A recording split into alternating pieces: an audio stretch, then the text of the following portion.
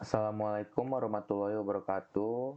Perkenalkan, nama saya Glody Syahra Binawa dengan NIM 213430077. Pada hari ini saya akan memberikan presentasi tentang rekognisi pengetahuan materi 2 untuk mata kuliah sistem operasi. Oke. Tujuan dan fungsi sistem operasi. Yang pertama, kemudahan, yaitu sistem operasi membuat komputer menjadi lebih mudah untuk digunakan. Yang kedua, efisiensi, yaitu sistem operasi memungkinkan sumber daya sistem komputer untuk digunakan secara efisien. Dan yang terakhir, kemampuan berkembang, yaitu sistem operasi harus disusun sedemikian rupa sehingga mudah untuk dikembangkan menjadi efektif. Pengujian dan penerapan fungsi-fungsi sistem baru tanpa mengganggu layanan yang telah ada. Fungsi-fungsi sistem operasi. Sistem operasi mempunyai dua fungsi. Yang pertama, sistem operasi sebagai interface pengguna atau komputer. Karena sistem operasi memiliki layanan-layanan seperti di bawah ini. Yang pertama, pembuatan program sistem operasi menyediakan berbagai fasilitas dan layanan seperti editor dan debugger untuk para programmer. Yang kedua, eksekusi program berupa beberapa diperlukan tas untuk melakukan eksekusi sebuah program. Yang ketiga, akses ke perangkat input-output. Setiap perangkat input-output membutuhkan instruksi, perintahnya sendiri atau signal kontrol untuk berjalan. Yang keempat, akses terkontrol ke file. Yang kelima, deteksi error dan respons. Dan yang terakhir, counting. Yang kedua, fungsinya sistem operasi adalah sebagai manajemen sumber daya. Yaitu komputer merupakan sumber daya yang memiliki fungsi untuk perpindahan, penyimpanan, dan pengolahan data serta mengontrol fungsi tersebut. Hal ini berbeda dengan sistem operasi yang merupakan mekanisme kontrol yang tidak biasa dalam dua hal. Sistem operasi berfungsi dengan cara yang sama seperti software komputer, yaitu sebuah program yang dieksekusi oleh prosesor.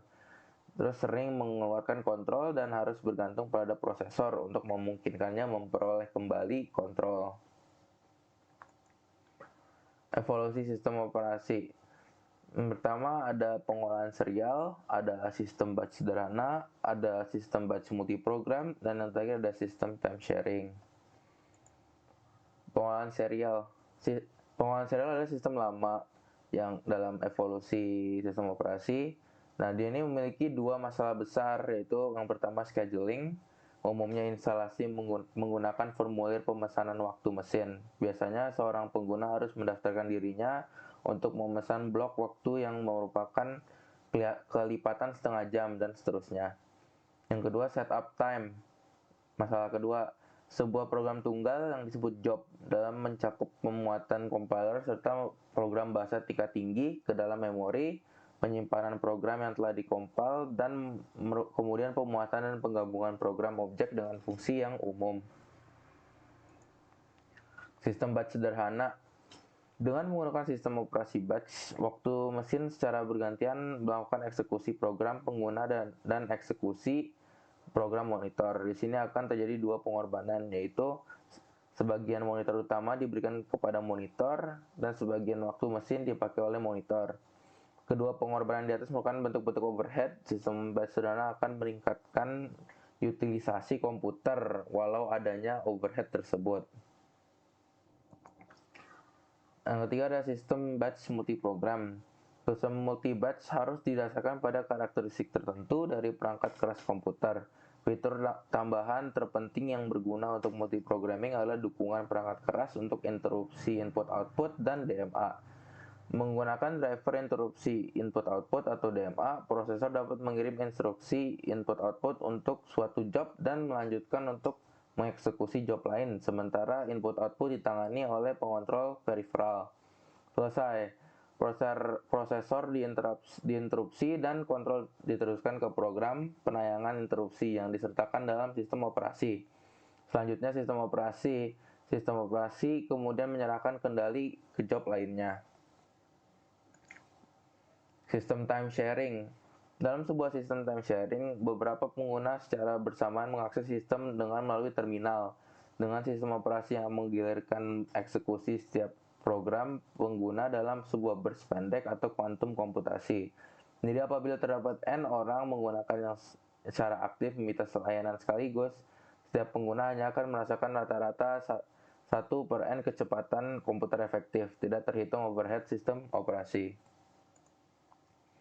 Faktor-faktor evolusi sistem operasi, yang pertama ada upgrade hardware serta hardware jenis baru, itu menjadi faktor untuk evolusi sistem operasi. Layanan-layanan baru juga termasuk, dan perbaikan-perbaikan.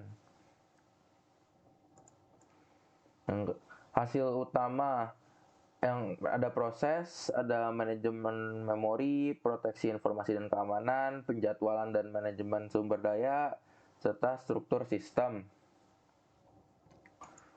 Proses itu adalah bisa juga disebut program yang executable dan data terkait yang diperlukan oleh program berupa variabel, ruang kerja, buffer, dan lain-lain.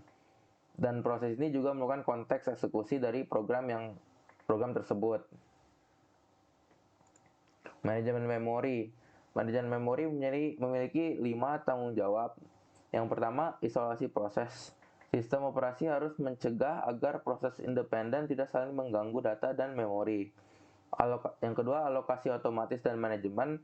Program harus secara dinamis dialokasikan ke hierarki memori apabila diperlukan. Yang ketiga, penyimpanan jangka lama. Banyak pengguna dan aplikasi memerlukan cara penyimpanan informasi dalam waktu yang relatif lama. Yang keempat, dukungan pemrograman modular. Pemrograman harus mampu membuat dan menghapus modul-modul program serta mengubah ukuran modul secara dinamis. Yang terakhir, proteksi dan kontrol akses. Penggunaan memori secara bersama-sama pada sembarang tingkat hierarki memori akan memungkinkan sebuah program menunjuk ruang memori program lainnya. Terus, proteksi informasi dan keamanan.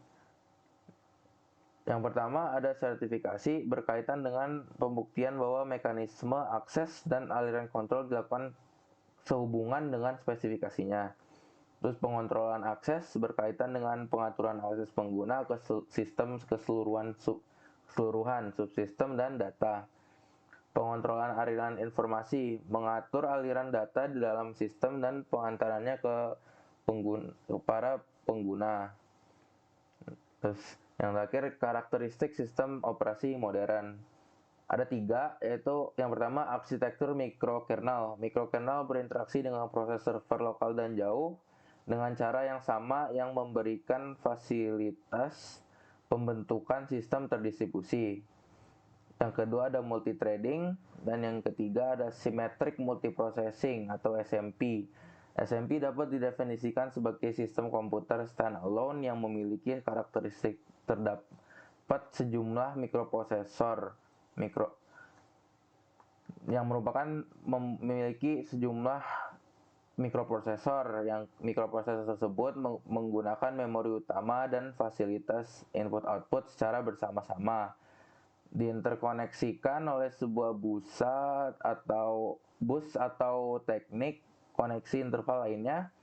Semua prosesor dapat melakukan fungsi yang sama, makanya disebut simetrik. Ya, mungkin itu saja presentasi dari saya. Kurang lebihnya mohon maaf. Wassalamualaikum warahmatullahi wabarakatuh.